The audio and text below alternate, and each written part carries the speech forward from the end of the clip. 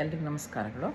ಇವತ್ತು ನಾನು ಜಪ ಅಂತ ಎಲ್ಲರೂ ಕೇಳಿದ್ರಲ್ಲ, ಆ ಜಪದಲ್ಲಿ ಯಾವ್ಯಾವ ಥರ ಇದೆ ಅಂತ ಹೇಳಬೇಕು ಅಂತ ಇದ್ದೀನಿ.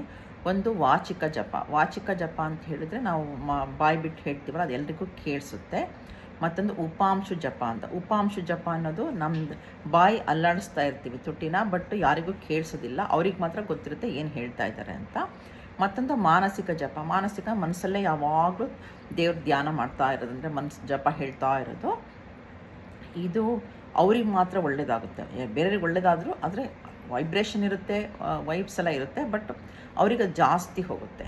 ಈ ವಾಚಿಕ ಜಪ ಅನ್ನೋದು ಅವ್ರಿಗೆ ಅಷ್ಟೊಂದು ಹೇಳ್ತಾ ಇದ್ರೆ ಅಷ್ಟೊಂದು ಆಗಲಿಲ್ಲ ಅಂದರೆ ಹೊರಗಡೆ ಎಲ್ರಿಗೂ ಗೊತ್ತಾಗ. ಈಗ ದೇವಸ್ಥಾನದಲ್ಲೆಲ್ಲ ಪೂಜೆ ಮಾಡ್ತಾರಲ್ಲ, ಅವರೆಲ್ಲ ವಾಚಿಕ ಜಪನೇ ಮಾಡೋದು. ಆಮೇಲೆ ಹೋಮ ಮಾಡೋದನ್ನು ವಾಚಿಕನೇ ಮಾಡಬೇಕು, ಅಂದರೆ ಅವ್ರು ಜೋರಾಗಿ ಹೇಳ್ತಾ ಇರ್ತಾರಲ್ವ.